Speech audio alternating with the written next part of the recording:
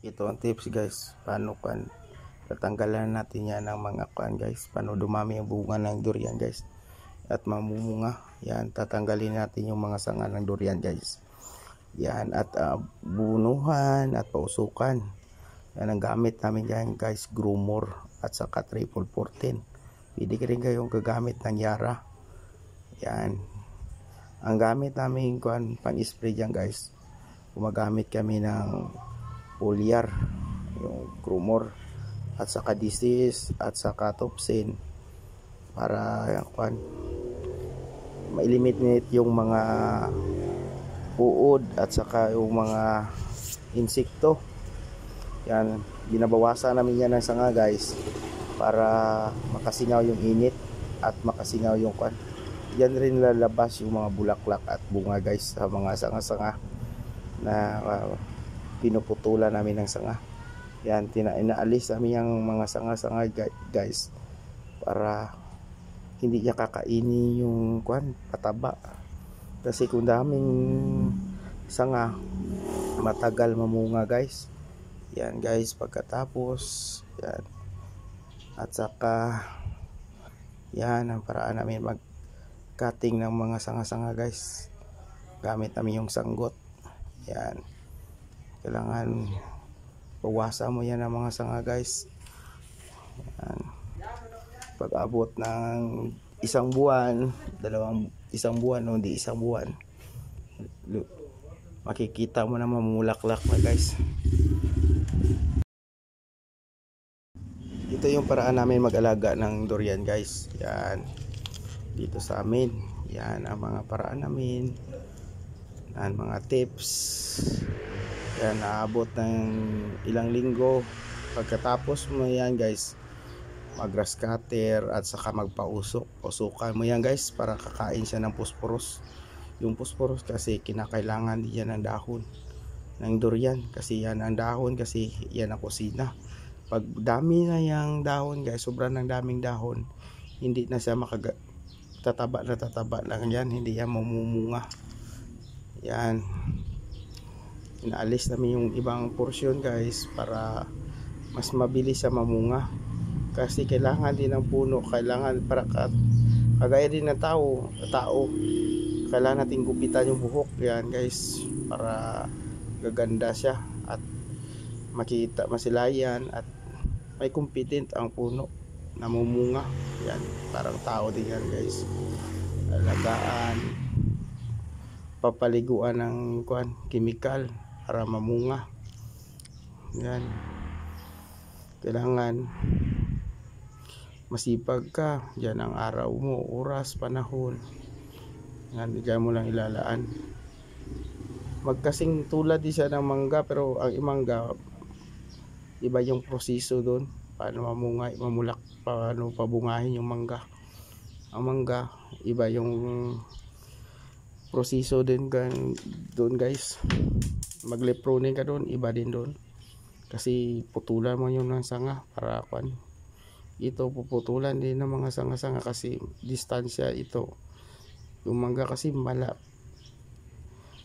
mabilis ang kumalat yung mga sanga-sanga lumaki. Itong durian matagal-tagal.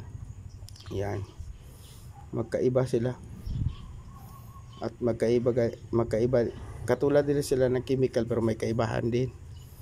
Dito gumagamit kami ng Grumor at saka mga tason.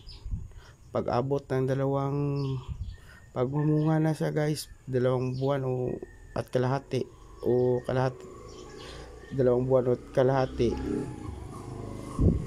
diyan ka nagagamit ng pag may bunga na, ng potassium para mas matamis yung bunga.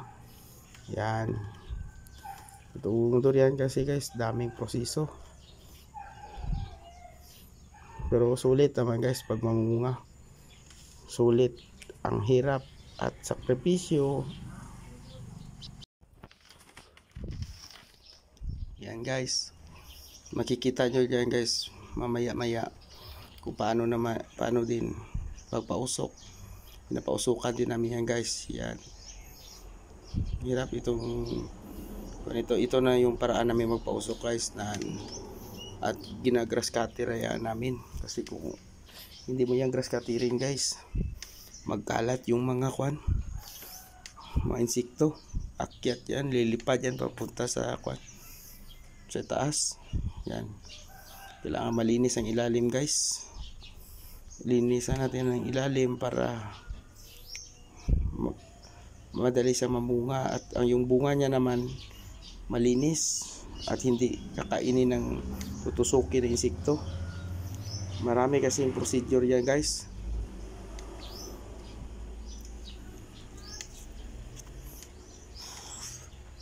Yan guys, napapausok na ako. Yan ang paraan namin at grass cutter. Habang napapausok ako guys, nagagrass cutter, nililinisan ko rin ang ilalim.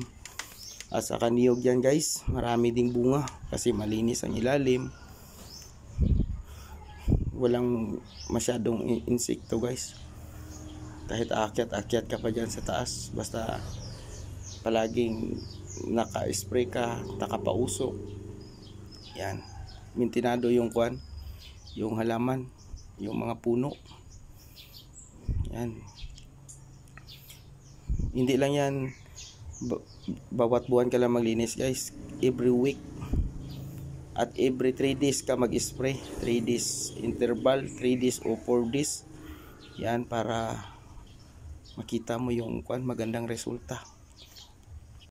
At bawat araw din guys, bibisitahin mo rin yan, titingnan mo yung anong kakulangan ng isang puno, anong sakit ng isang puno, baka may napabayaan ka, anong kulang.